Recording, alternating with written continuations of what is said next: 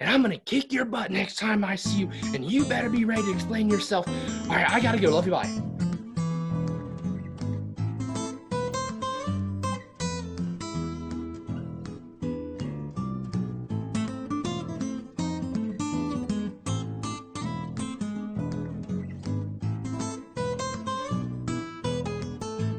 One of my favorite things about coffee is just to sit and have dialogue with friends, family.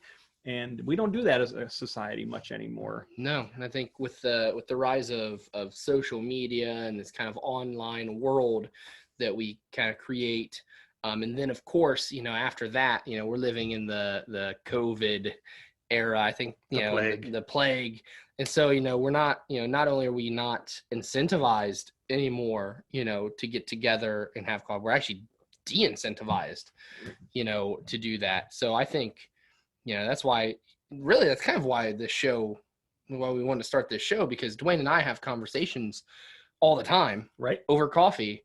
And, those moments for me, as someone who's young and who needs, human interaction, has just been so life-giving in a time where it feels like, the world's trying to take our lives, take control and take our lives. So, I'm really excited about this. Well, actually, we're going to, so we're breaking this show up into several different segments. And this segment, the first one I said was the grind, all things coffee. And this one is just the start of some conversation between what he called, as he's putting the agenda together, the young guy and then, the old guy. Okay, we'll go with that. Yeah. Anyhow, and so what are we calling this segment? Percolating. Percolating. Yeah. Because you actually had a definition of percolating. I do. You looked it up. Yes. He Googled. According to the Google, percolating is to show activity, movement, or life, and to grow or spread gradually. Okay. So I've been percolating for the last 52 years. I've been percolating. And so I really like the definition, the end of that, to grow or spread gradually. I think that's really, life, right? I mean, we're always growing, we're always, spreading into new areas. And, that's right. For us, this is a new area. For me, coffee's, a new kind of hobby, I guess. And some of the conversations that we've had, of course, off camera has been very important for some of my growth. I like this because this gives me a chance to talk. I'm young, married with young children. Dwayne is older, married with older children and grandkids. And I've got teenage grandkids now. That's just ridiculous. So Dwayne has a lot of life experience that I don't, and so I think that some of those conversations will be really beneficial for me, at least. For me too. I learn a lot of times getting different perspectives from a younger generation. I think one of the problems that I have, you talked about social media, and I actually I refer to that as anti-social media because it's anything but social. There are people who actually speak in meme now, like you can't have an actual dialogue with some people. It's all texting, but most of the time there are groups of people that the only way that they communicate is to pull a meme offline and send it to their friends to convey whatever their thought or their emotion is or whatever. And that's just really not productive for relationship. And I'm all about relationship. To me, that's the thing about drinking coffee with somebody. It's not about the coffee, although I really want to enjoy it. It is really about the connection between people. And that's something that as a society we've lost, that ability to connect well with one another. So what do you got going on these days with you and your young family? It feels like a lot. It feels like a lot. So, my wife and I work together. We do window washing. And so a lot of times this is just a hobby. That's not neither one of us is our main gig. Yeah, no, this is fun. This is a creative outlet. This is something that we enjoy. So my full-time job, I guess you could almost maybe call it full-time, is window washing. And my wife and I do that together. For a long time, we were going together in the same vehicle and doing the same jobs. And here the past couple weeks, we've just kind of, when we do go, occasionally we'll still go together like one day a week, but now we like divide and conquer. Okay. And so today even she had a route that she was going to do. I had a route I was going to do. And then we come home and, we have a 5-year-old Maddox and an almost 2-year-old Oliver. Oh, in 2 days is Oliver's birthday. Awesome. So yeah, my youngest will be 2 in 2 days. Happy birthday, Oliver. When you're looking back to you. When you're looking back in history, in the archives, you'll see this. Shout out. So one of the things when I was kind of looking at, percolating, and so one of the things that I came across recently, so my wife and I are always touching base on the phone, before I came here, I was like, hey, how's your route going? This and that. I was with a friend of mine. We were just meeting for coffee at a coffee shop that I don't like their coffee. I won't say who they are. I just don't like their coffee, but it's a comfortable coffee shop. And we were talking, and it was a long conversation. I mean, you know how conversations go with me. It was like 4 hours we spent at the coffee shop, just, getting time does get away. Yeah. And my wife called and was just like, hey, like, I didn't know you were going to be gone this long. Not a big deal. Just make sure you're okay. And I said, yeah, I'm okay. I said, I'm getting ready to leave now. Love you. Bye. Like, and she said, love you. Bye. And my friend says, are you ashamed to tell your wife that you love her? And I was like, no, I tell my wife I love her all the time. We never don't say, and he said, we just said it really fast. Like, I'm not that important. Take some time and say I love you to your wife. And he literally was like, call her back. I was like, no, man, she knows. And he's like, call her back. I'm like, fine. Like, gee, mini Christmas. So now every time I'm around him, if my wife calls, I I'll answer the phone. Hey, gorgeous, or hey, beautiful. and I love you so much. And it's kind of a joke. But the funny thing is, I hear you answer your phone when your wife calls, and you normally say, hey, beauty, or something like that. Is there a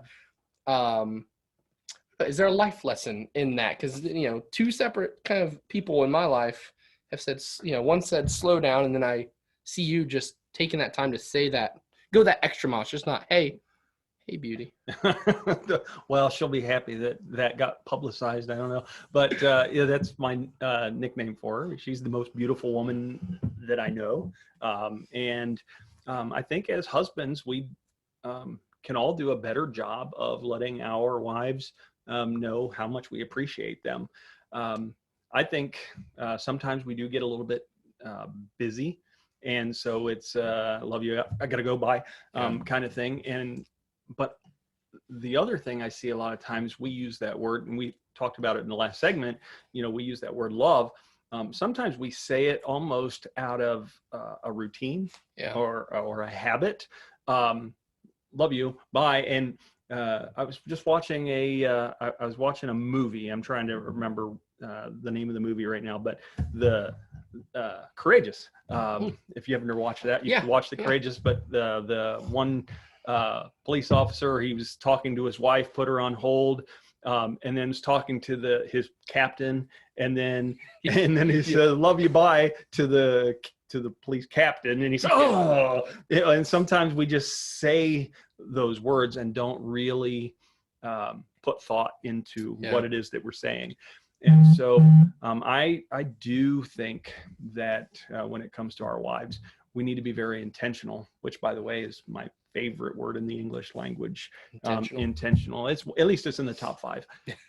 Intentional. It's so many of the things that we do in our lives and in our relationships is in this, we go in this default mode. We just get up and we go through the motions throughout the day, and we throw out an I love you here or there.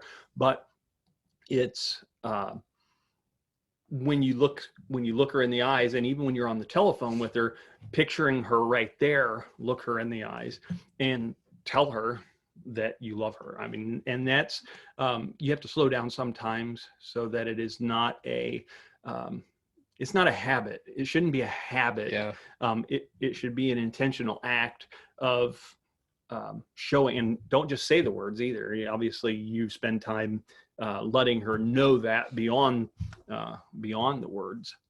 So some people just get caught up. Well, I told her I loved her, and so she knows, but you haven't helped her with any of the chores around the house for the slow last. down. No, slow not you, down. not you, not you, not you. I'm calling you out. Hopefully she doesn't watch this. But but I'm sure that you help with the kids and you do your share around the house. And if you didn't, Savannah, you make sure that he's doing his share of stuff around the house.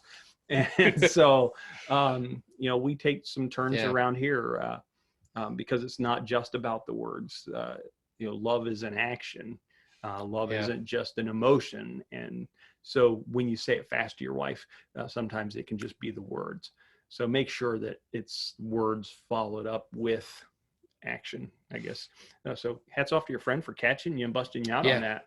Yeah. It was funny. I was actually talking to my wife on the phone today, and she's like, why do you do that? Why'd you do that?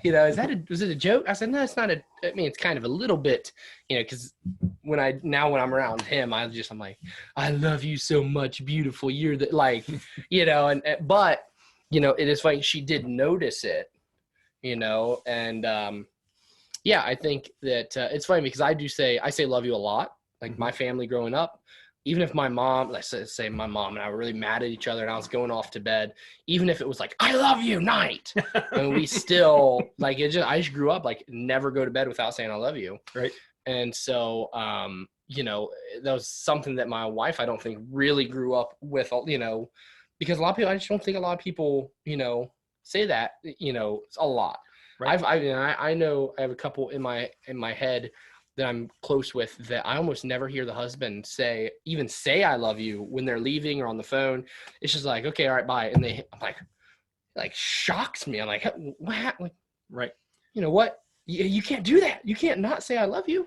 Well, it depends on the love language that the arrangement with your spouse. And, if your spouse, I don't want to say is okay with it because that's not something they should just be okay with. Yeah. But if that's the way that works for them, that's one thing.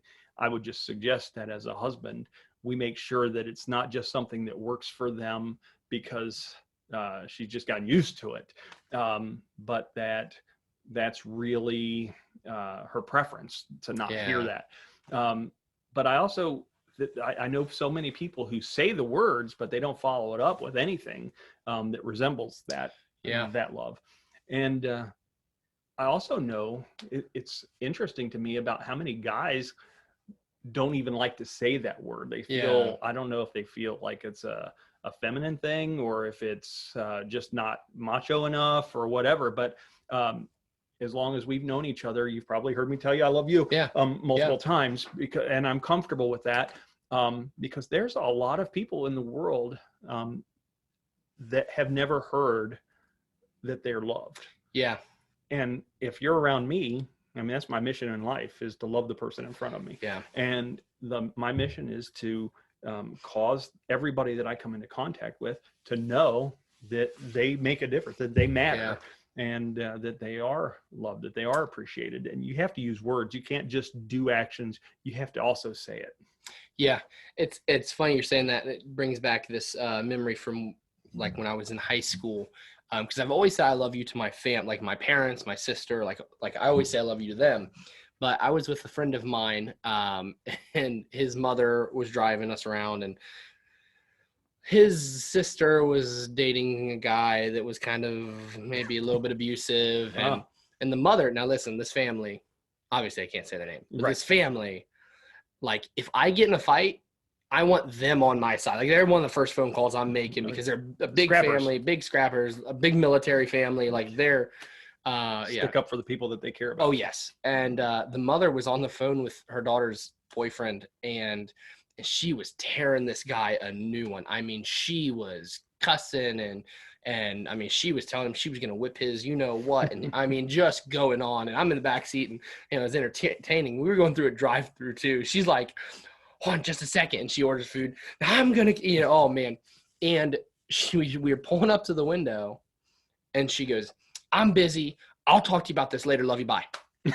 And I was like the conversation, her yelling and cussing at him and saying she was going to, whip his what. And like, that wasn't a big deal. But when she's like, love you, bye, I was just jolted. Right. And also she would be able to go from that to like, oh yeah, how are you guys? Like she was very, so I remember I asked her, I was like, what was the last thing you said to him? And she was like, love you, bye. And I was like, yeah, I heard that. You were just telling, like, you guys have some issues with each other.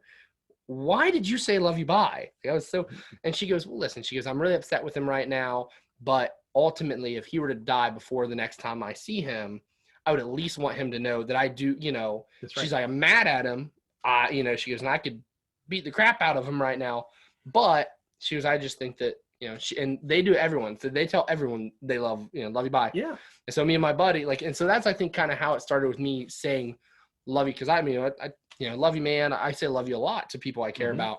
But it was just that I just remember just thinking that was just the funniest thing. And I come from a family who says it a lot. Right. But when she's like, and I'm going to kick your butt next time I see you, and you better be ready to explain yourself. All right, I got to go. Love you. Bye. What the heck? But that's great because we actually live in this society now that if I'm mad at you, then we're done. Yeah. And we can't be friends, we can't hang out, we can't fellowship, anything along those lines because you did something wrong. But if that's the standard we're using, I would have no friends. Yeah. I've done a lot of people wrong.